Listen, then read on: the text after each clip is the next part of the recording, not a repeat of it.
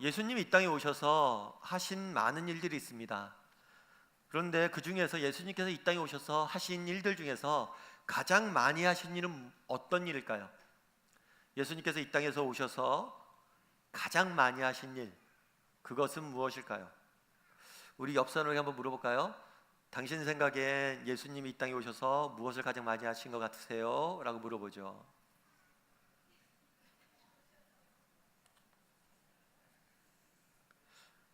뭘 그런 걸 물으세요, 목사님. 예수님께서 이 땅에 오셔서 많은 일들을 하셨습니다. 근데 예수님께서 이 땅에 오셔서 많은 일들 하셨는데 그 중에 가장 자주 하신 일 중에 하나는 부르심이 아닐까 싶어요. 누군가를 부르시는 거죠. 예전에 제가 어떤 책에서 읽었습니다. 무인도에서 이렇게 고립되었다가 10년 만에 구조를 된 사람이 있었어요. 10년 만에 혼자 살다 구조가 된 사람들이 이제 구조가 됐으니까 기자들이 와서 물었습니다. 무인도에서 10년 동안 지내셨는데 무엇이 가장 그리웠습니까? 라고 물었어요. 그랬더니 그 사람이 그렇게 답했습니다. 나를 부르는 소리가 제일 그리웠습니다. 나를 부르는 소리. 여러분들이 지금 저를 부르는 것처럼 누군가 저를 불러주는 소리가 그리웠습니다. 왜 소리가 그리웠을까요? 부르심을 통해서 우리는 내 존재를 느끼고 내 존재 가치를 맛보기 때문입니다. 그래서 어떤 사람은 나이가 든다는 것은 점점 나를 불러주는 사람이 없다는 거죠. 어렸을 땐 친구가 늘 나를 부르고 부모님이 나를 부르죠. 혼내기 위해서라도 부르고 늘 부르죠. 그런데 나이가 들수록 우리를 불러준 사람들이 점점 없어진다는 거예요. 그러면서 내 존재에 대해서 점점 희미해짐을 느낀다는 거죠. 그만큼 부르심은 우리 존재에 있어서 굉장히 중요한 일입니다. 성경은 하나님에 대해서 어떻게 생각하냐면 하나님을 부르시는 분으로 많이 소개합니다. 하나님은 늘 누군가를 부르십니다. 아담을 부르셨고 아브라함을 부르셨고 사무엘을 부르셨고 다윗을 부르셨습니다. 그리고 성경은 이 하나님의 부르심에 응답한 사람들의 이야기입니다. 그래서 부르심만큼 성경에서 중요시 강조되는 것은 없습니다. 저는 오늘 예수님께서 베드로를 부르시는 장면에 대해서 여러분과 함께 살펴보길 원합니다. 이를 통해서 하나님이 찾으시는, 하나님이 부르시는 사람은 어떤 사람인지, 또 우리는 어떤 사람이 되어야 될지에 대해서 여러분과 함께 몇 가지를 고민해 보았으면 좋겠습니다. 첫 번째로 살펴보길 원하는 것은 무리를 가르치시더니 라는 표현이에요. 3절은 이렇게 되어 있습니다. 우리가 함께 읽긴 했지만 다시 한번 읽어보았으면 좋겠습니다. 같이 읽겠습니다. 예수께서 한 배에 오르시니 그 배는 시몬의 배라. 육지에서 조금 떼기를 청하시고 앉으사 배에서 무리를 가르치시더니. 예수님께서 제자들을 부르셨습니다. 그리고 제자들은 예수님을 따랐어요. 그런데 예수님께서 제자들을 부르시기 전에 하신 일이 있어요. 그것은 뭐냐면 가르치셨어요. 예수님은 제자들에게 말씀을 가르쳤고 그 말씀을 들은 후에 예수님을 제자들은 따랐습니다. 믿음은 맹목적이지 않습니다. 우리가 듣고 알고 배우지 않고 누군가를 따를 수 없고 믿을 수 없습니다. 믿음은 지식에 기반하고 있습니다. 예수님께서 제자들을 부르시기 전에 먼저 배우길 원했어요. 먼저 알길 원했어요. 먼저 듣길 원했습니다. 따라서 우리는 말씀을 듣고 배우고 알아야 됩니다. 그런데 안타까운 것은 많은 사람들이 말씀을 듣고 배우고 알지 못한다는 거예요. 미국의 어느 통계자를 보니까 우리가 이렇게 주일 예배를 드리고 다음 주일 예배를 드릴 때까지 일주일 동안 한 번이라도 성경을 보는 사람과 그렇지 않은 사람을 통계를 내봤어요. 그랬더니 일주일 동안 한 번도 성경을 보지 않는 사람이 52%나 된다고 합니다. 주일 예배를 끝나고 말씀을 한 번도 읽거나 듣지 않는 거죠. 왜 성경에 보면 많은 사람들이 믿음을 가지고, 믿음이 생기고, 믿음을 가지고 놀라운 일들을 경험했다라고 이야기하는데 왜 우리는 그런 것들을 경험하지 못할까요? 그것은 우리가 말씀에 대해서 모르기 때문입니다. 말씀에 대해서 듣지 않기 때문입니다. 말씀에 대해서 배우지 않기 때문입니다. 그날에 예수님께서 제자들을 부르시기 전에 말씀을 가르치셨어요. 제자들은 배웠습니다. 우리도 배울 수 있어야 돼요. 여러분이 어떤 운동팀이나 혹은 영화나 이런 것들 좋아한다고 생각해 보십시오. 운동 좋아하시는 분들, 특히 축구 좋아하시는 분들이 많을 줄 압니다. 특별히 우리나라 팀을 응원하는 경우도 있지만 외국에 있는 팀을 응원하는 경우도 있어요. 그럼 밤늦게 새벽에 일어나서 축구 경기를 보죠. 축구 경기만 보는 게 아니라 축구 경기 가기 전이면 전력을 분석하고 어떤 전술을 쓰는지, 결과가 어떻게 됐는지, 순위가 어떻게 됐는지 일일이 관심 갖고 다 봅니다. 드라마나 영화도 마찬가지죠. 드라마나 영화를 볼 때 드라마를 볼 때 제일 화가 나는 때가 그거라고 그러더라고요. 예고편을 안 해줄 때. 다음 회가 너무 궁금한데 예고편을 안 해주는 거예요. 예고편 보고 미리 보기 보고 본방 사수하고 다시 보기 보고. 제가 어느 카페를 한번 갔었는데 그 카페에 이렇게 작년에 유행했던 태양의 후예인가 드라마 사진이 붙어 있더라고요. 이건 왜 붙어 있습니까 했더니 여기서 찍었대요. 장소까지 보존하고 그래서 커피 또 마시고. 우리가 드라마를 좋아해도 이런 열심들이 있습니다. 그런데 정말 우리가 하나님에 대해서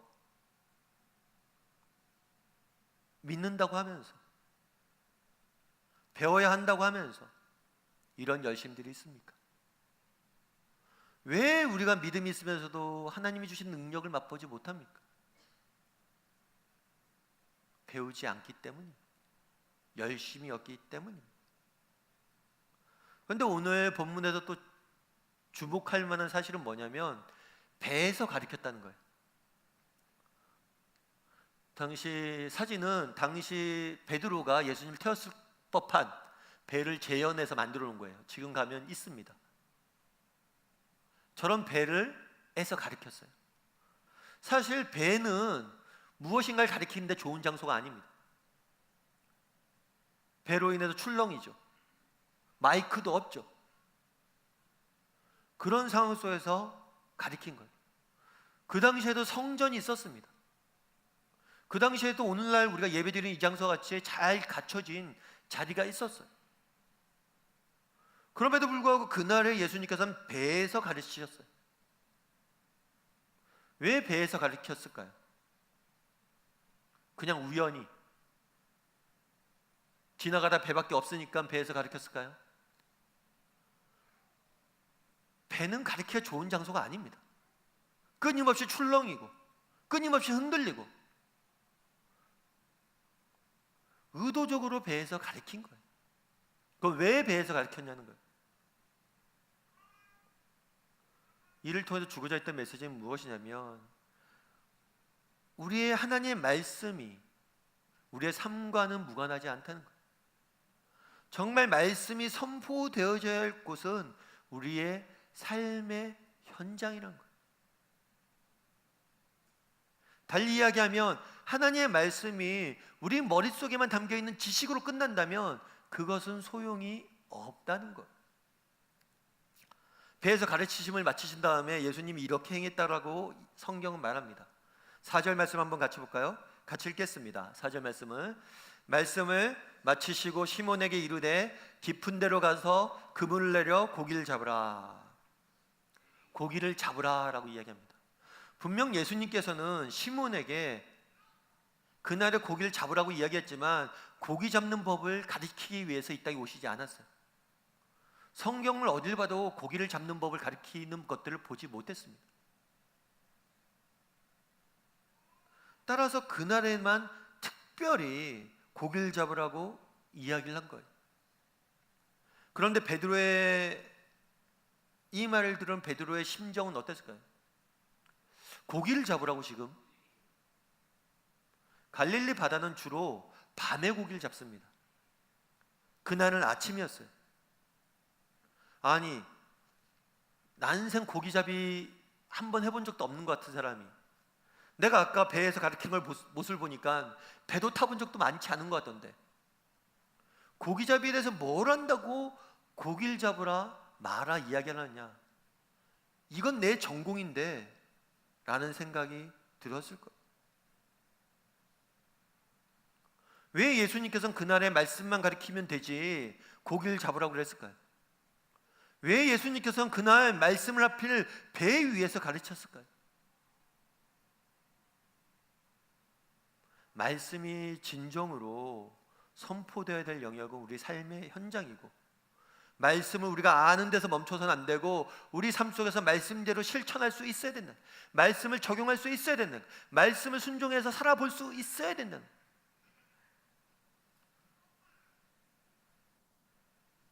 우리의 삶의 현장에서도 말씀의 권위를 인정해야 된다는 것입니다. 여러분, 성공하는 사람들의 7가지 습관이라는 책을 아실 겁니다. 스티븐 코비 박사가 쓴 책으로 리더십 관련해서 굉장히 많은 반향을 일으켰던 책이에요. 이 스티븐 코비 박사는 몰몬교 성도예요. 그런데 그래도 기독교적 배경 속에서 이 책을 썼습니다. 근데 이 책이 주목을 끌었던 건 그런 거예요. 그 전까지 리더십에 관련된 책들은 다 그런 거였어요. 역량, 기술을 강조했어요. 어떻게 하면 말을 잘할지, 어떻게 하면 사람을 잘 대할지, 기술을 가르쳤어요. 그런데 이 사람은 뭘 했냐면 기술보다 중요한 게 인격이다 그랬어요. 리더의 인격을 강조하기 시작했어요. 그러니까 많은 사람들이 이 책에 대해서 반향을 일으켰습니다. 그런데 여러분들 서점에 가보십시오. 서점에 가보면 리더십 관련된 책들이 엄청 많습니다. 어떻게 하면 좋은 리더가 될지에 대한 책들이 많아요. 뿐만 아니라 좋은 남편이 되는 100가지 방법, 좋은 아내가 되는 50가지 방법, 좋은 엄마가 되는 10가지 비결, 이런 책들이 엄청 많아요.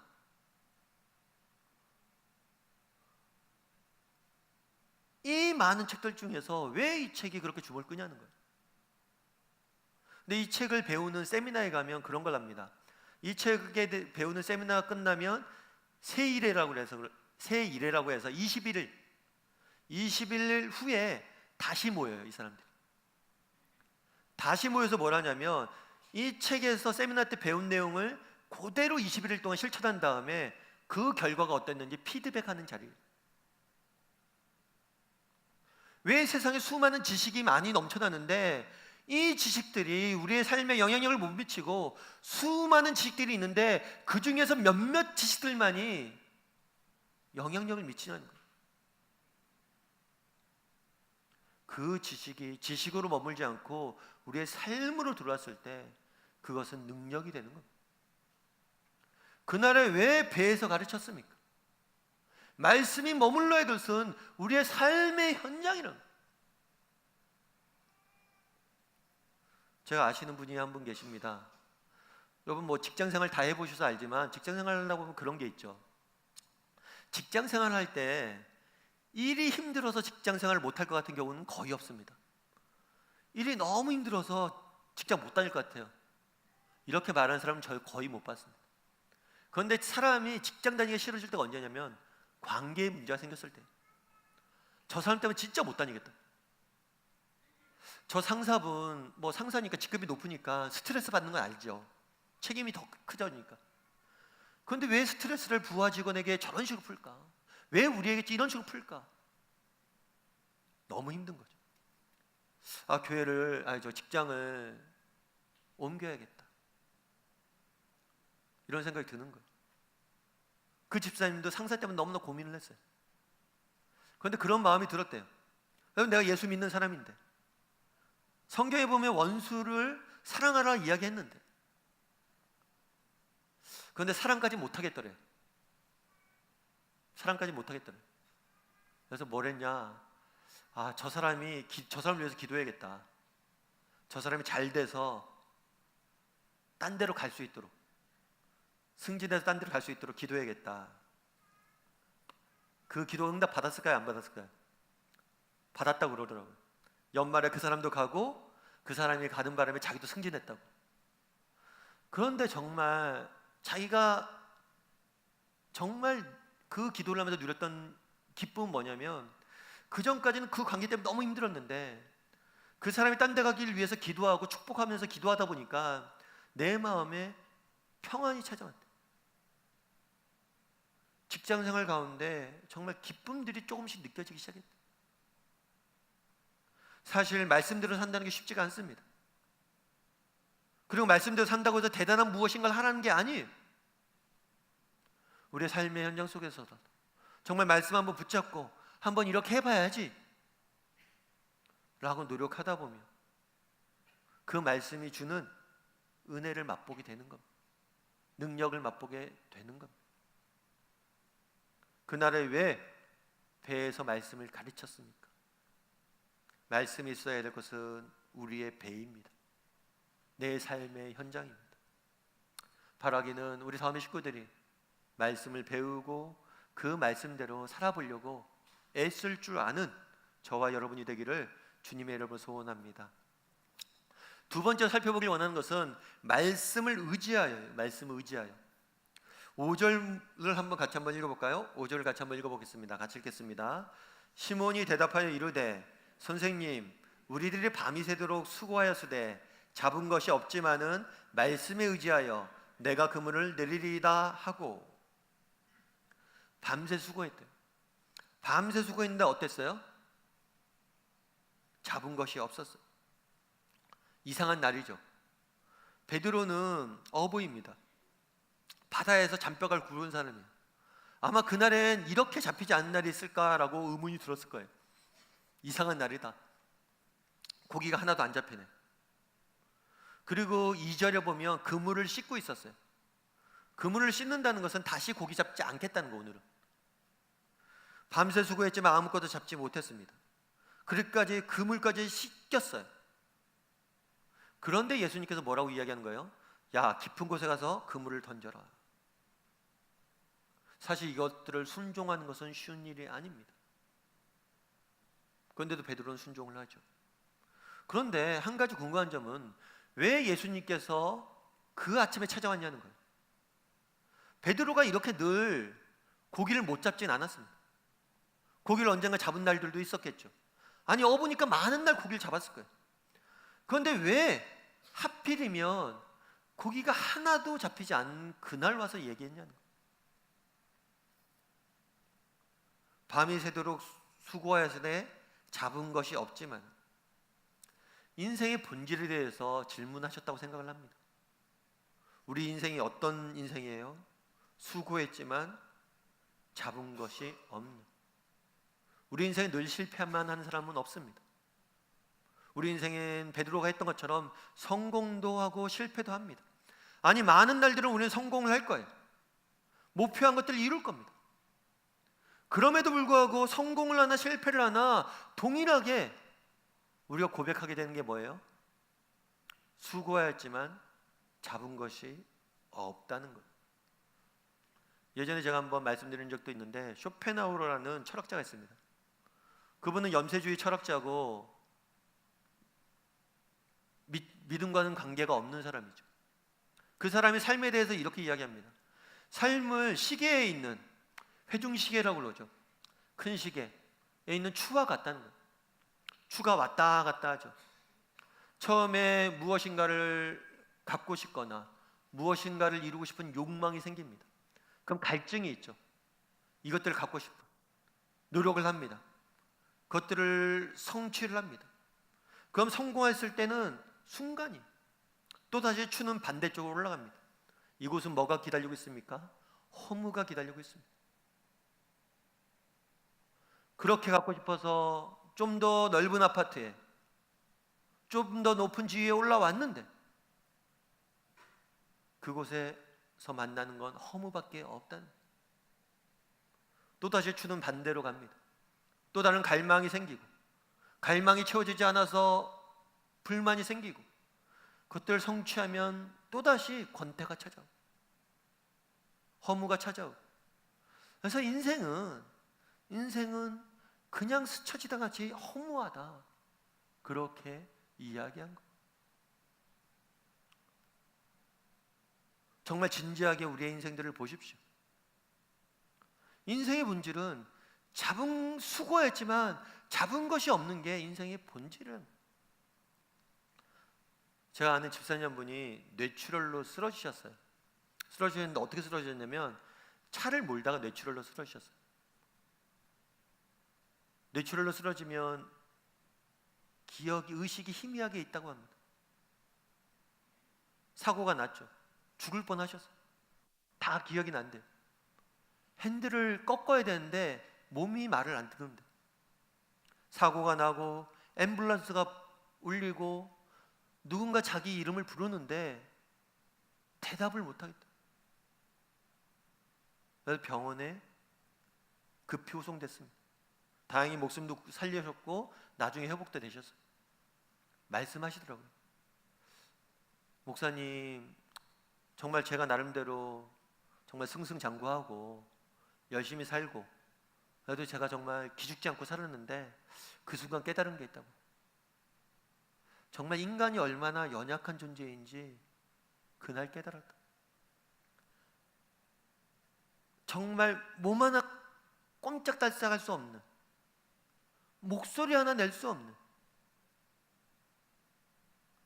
성경에 보면 이 버러지 같은 인생을 하는데 정말 그런 존재라는 걸 느꼈다.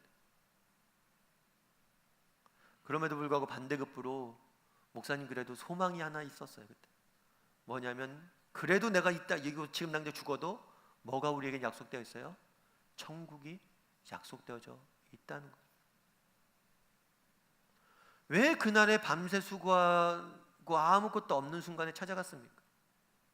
우리의 인생이 그렇다는 거예요. 인간이 그런 보잘것없는 존재를,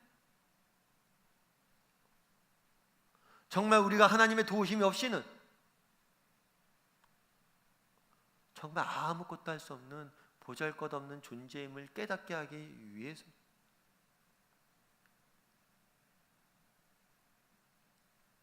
하나님이 어떤 사람을 찾습니까? 어떤 사람을 부르십니까? 정말 내가 내 힘으로 내 능력으로 해봤지만 결국에 남은 게 없습니다. 하나님 당신이 없다면 내 인생은 아무것도 아닙니다 라고 하나님을 의지할 줄 아는 사람을 찾는 거예요. 내가 잡은 것이 없지만 당신의 말씀에 의지합니다 라고 베드로는 고백하는 거예요. 8절에는 이렇게 이야기합니다. 8절 한번 같이 읽어볼까요? 같이 읽겠습니다. 시몬 베드로가 이를 보고 예수의 무릎 아래 엎드려 이르되 주여 나를 떠나소서 나는 죄인이로소이다 하니. 시몬 베드로가 예수님 뭐라고 부르냐면 주여라고 불러요. 주여라는 것은 하나님이라는 뜻이에요. 호칭이 변화가 됐습니다. 5절에서는 선생님이었어요. 근데 이제 하나님 당신밖에 없습니다. 당신만을 의지하겠습니다 라고 고백한 겁니다. 여러분, 빌리 그레함이라는 목사님을 아실 겁니다. 미국에서 굉장히 많은 영향력을 미쳤던 분이세요. 그래서 미국 같은 경우에는 대통령이 되면 선서를 성경 앞에서 합니다. 성경을 두고 선서를 해요. 대통령 선서를. 왜냐하면 청교도들이 하나님을 섬기는 나라를 세우기 위해서 세운 나라이기 때문에 그렇게 합니다. 그리고 늘 그럴 때면 가장 많이 대통령 그 자리에 가는 사람이 빌리 그레함 목사님이세요. 그만큼 영향력을 많이 미쳤던 목사님이죠. 근데 이분이 노년에 이제 파킨슨 병이 걸리셨어요. 그래서 고생을 많이 하셨습니다. 그때 파킨슨 병이 걸렸을 때 이렇게 인터뷰한 기사를 제가 본 적이 있어요. 자기가 하늘나라에 가면 빌리 그레함 목사님이 꼭 물어보고 싶은 게 한 가지 있대요. 그건 뭐냐면, 왜 저입니까?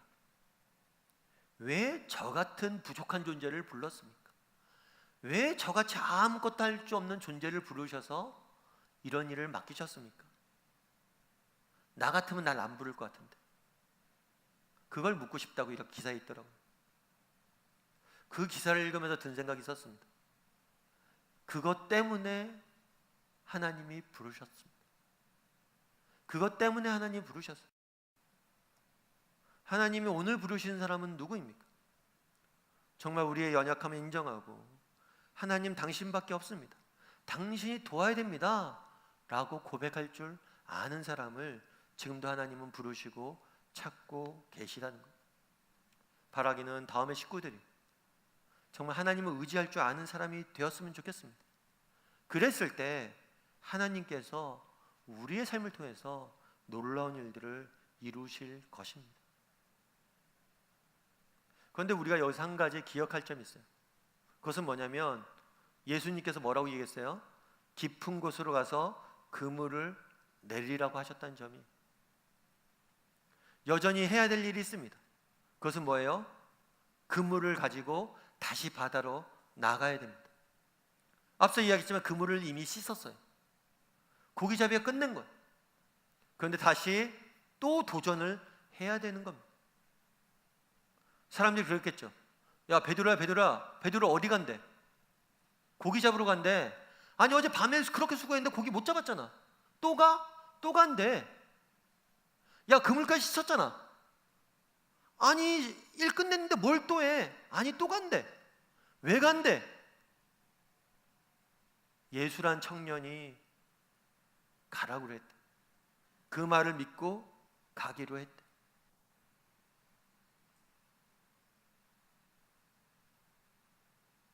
사람들이 베드로가 미쳤다라고 이야기했을 거예요. 여러분, 기독교는 게으른 종교가 아닙니다. 정말 예수님께서 베드로에게 고기를 잡아서 그냥 주시지 않았어요. 자신을 믿고 의지하고 깊은 곳에 나가서 그물을 내리길 원하셨어요. 찰스 스펄전 목사님은 본문을 보면서 이렇게 말씀을 하셨었어요. 사람들로 하여금 그리스도인은 절망에 좀처럼 빠지지 않는다는 것을 알게 하십시오. 아니, 여러분의 멍에가 무거워졌을 때는 주님께서 자기 자녀들의 등에 그 짐을 질 만한 힘을 주신다는 것을 그들이 알게 하십시오. 만일 성령께서 여러분에게 조용하면서도 결혼한 자세를 갖게 하신다면 그것은 수다스러운 세련된 말이나 어떤 형식주의적이고 명목적인 모습보다 더욱 하나님을 영화롭게 할 것입니다. 세상 사람들에게 그리스도인들은 웬만하면 절망을 모르는 사람들임을 보여주자는 거예요. 끝까지 최선을 다해야 하자는 거예요. 왜 우리가 끝까지 다할 수 있습니까? 하나님이 도우실 것을 믿기 때문에. 내가 최선을 다하면 하나님께서 반드시 도울 걸 믿기 때문에 최선을 다하자는 거예요. 여전히 우리가 하나님을 의지하기 때문에 우리는 뭘 해야 돼요? 더 깊은 곳에 나가 그물을 던질 수 있어야 됩니다. 여러분, 신지혜라는 골프 선수를 알 거예요. 이분은 한국인 최초로 LPGA 상금 1위를 한 분이세요. 근데 이 자매는 개척교회 목사의 딸로 태어났어요. 개척교회 목사 딸이니까, 지방에서 개척교회 목사 딸이니까 그렇게 성편이 넉넉하지 않았어요. 게다가 15살 때는 어머니가 교통사고로 죽었습니다. 먼저 하나님의 부르심을 받았어요. 동생은 같이 사고를 당했는데 중상을 입어서 1년 이상 병원에 있었어요. 이때부터 월세방을 전전하면서 병원 뒷바라지를 하고 먹고 살았어야 돼요. 이렇게 가난한 형편 중에 골프를 한다는 건 쉬운 일이 아니죠. 지금도 그렇지만 당시에는 더욱 고급 스포츠였어요. 골프가 쉬운 일이 아니었습니다. 그럼에도 불구하고 그 모든 것들을 이겨내고 정말 한국인 최초의 그런 유명한 선수가 됐죠. 신재 선수에게 누가 물었어요. 어떻게 그 자리에서 그렇게 올라갈 수 있었습니까? 했을 때 이 선수가 보여준 게 두 개예요. 하나는 자기의 손이고 하나는 골프공이에요. 자기의 사인볼. 손에는 굳은 살이 베어져 있었어요. 정말 할 수 있을 만큼 연습을 했다는 거예요. 최선을 다해서 연습했다는 거예요. 그런데 이 사인볼에 뭐가 되어 있냐면 신재 선수가 사인할 때마다 맨 앞에 십자가를 적습니다. 경기가 있을 때면 늘 말씀 보고 기도하고 하나님의 도우심을 구하고 도전했다는 거예요. 그 어려운 형편 중에서도 어떻게 믿음으로 이겨낼 수 있었습니까? 어떻게 그것들 이견을 이룰 수 있었습니까? 정말 최선을 다해서 땀 흘려 수고하고 연습했습니다. 어떻게 연습할 수 있었습니까? 내가 이렇게 노력을 하면 하나님이 도우실 것을 믿었기 때문입니다. 우리 기독교인들은 어떤 사람일까요? 우리는 누구보다도 세상에 그 누구보다 땀 흘릴 줄 아는 사람이 되어야 됩니다. 정말 스펄전 목사님 말처럼 좀처럼 절망을 모르는 사람이 되어야 됩니다. 그날의 베드로가 밤새 수고하고 아무것도 거둔 것이 없지만 다시 그물을 들고 나가는 베드로처럼 어떤 상황에도 포기하지 않고 믿음을 가지고 나아갈 수 있는 사람이 되어야 됩니다. 바라기는 정말 우리 다음의 식구들이 하나님을 온전히 의지할 수 있는 사람이 되었으면 좋겠습니다. 그리고 하나님을 의지함으로 어떤 상황 속에서도 포기하지 않고 끝까지 최선을 다할 줄 아는 정말 절망을 모르는 사람들이 되기를 주님의 이름으로 소원합니다. 마지막으로 오늘 본문에서 알 수 있는 건 뭐냐? 그것은 예수를 따르니라 라는 표현이에요. 10절 말씀 한번 같이 보도록 하겠습니다. 세베대의 아들로서 시몬의 동업자인 야고보와 요한도 놀랐음이라. 예수께서 시몬에게 이르시되 무서워하지 말라. 이제후로는 내가 사람을 취하리라 하시니. 당시에는 제자들이 선생님을 선택해서 따랐습니다. 오늘날도 마찬가지죠. 우리가 어느 대학을 가려면 입시생이 먼저 원서를 내죠. 저가 배우고 싶습니다. 이게 정상이에요, 당시에도. 그런데 오늘 본문을 보면 예수님이 먼저 제자를 선택하세요. 이건 굉장히 이례적인 일입니다. 그런데 이 예수님이 제자들을 선택할 때 뭐라고 이야기했냐면 내가 후로는 사람을 취할 것이다. 사람을 취하는 사람이 될 것이다 라는 비전을 주시면서 그를 부릅니다. 그러자 제자들은 어떻게 했어요? 11절에 이렇게 되어 있습니다. 이런 부르심을 받고 제자들은 이렇게 응답했죠. 11절을 한번 같이 읽어볼까요? 같이 읽겠습니다. 그들이 배들을 육지에 대고 모든 것을 버려두고 예수를 따르니라. 나를 따라오너라. 너희가 사람을 낚는 어부가 될 것이다 하자 제자들이 예수님을 따랐어요. 따랐는데 이 따를 때 했던 재미있는 표현이 하나 있어요. 그건 뭐예요? 모든 것을 버려두고. 모든 것을 버려두고. 이게 사실은 우리에게 좀 부담이에요. 이 모든 것을 버려두고.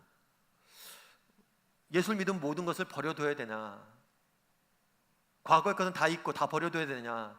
그런데 성경은 그렇지 않아요. 이 이야기의 처음 시작은 어떻게 됐습니까?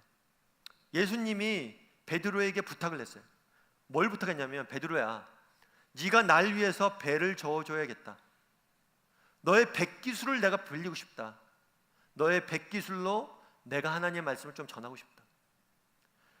베드로가 갖고 있었던 배를 다루는 기술을 하나님은 쓰셨습니다. 베드로야, 네가 그물을 내려야겠다. 베드로가 평생을 익히고 갈고 닦았던 금을 내리는 것을 내가 써야겠다라고 이야기를 했습니다. 모든 것을 버리라는 것이 내가 세상에서 배운 지혜, 지식, 재능, 지위 다 무의미하다는 의미가 아니, 그걸 다 버려두고 떠나라는 게 아니. 우리가 세상에서 익힌 지식, 지혜, 지위 모든 것들은 하나님이 쓰시길 원하세요. 다만 그 초점이 바뀌길 원하는, 그걸 가지고 무엇을 하는데 쓰길 원하시는 거예요? 사람을 취하는데. 정말 하나님이 내게 이때까지 배웠던 걸 갖고 하나님을 섬기고 다른 사람을 섬기고 내 삶을 정말 아름답게 가꾸는데 쓰자고 초청하는 거예요. 그날의 모든 것을 버려뒀다고 해서 자기가 가진 모든 것들을 버리라는 의미가 아닙니다. 하나님은 우리가 가진 모든 기술들을, 재능들을, 은사들을, 내가 평생에 땀 흘려 수고했던 것들을, 그러면서 배웠던 것들을 써서 사용해서 일하길 원하세요. 그럼에도 불구하고 모든 것을 버려두셨다는 게, 버려두고 떠났다는 게 우리에게 부담이기도 하죠. 여러분, 기독교는 극단적인 종교일까요? 극단적이지 않은 종교일까요? 우리는 광신도일까요? 그렇지 않을까요? 여러분들은 극단적인 사람입니까? 극단적이지 않은 사람입니까? 어떤 것 같으세요? 기독교는 극단적인 종교일까요? 예수 믿으면 다 버려둬야 되고, 자녀도 처자도 미워야 되고, 극단적인 종교일까요? 기독교는 극단적인 종교 같지 않습니다. 기독교인들은 광신도 같지가 않아요. 그런데 예수님은 극단적이세요. 그런데 예수님은 광신도세요. 적당히 사랑하시면 되지. 우리를 위해서 모든 것을 버리셨어요. 저 높은 하늘 보좌를 버리고 이 땅에 내려오셨다라고 성경은 이야기합니다. 적당히 사랑하면 되지. 우리를 위해서 자기 목숨을 내어주셨어요. 우리는 극단적인 사람이 아닙니다. 우리는 광신도가 아니에요. 그런데 모수는 우리가 모시는 분이 극단적이라는 거예요. 우리를 적당히 사랑하지 않는다는 거예요. 죽기까지 우리를 사랑하신다는 거예요.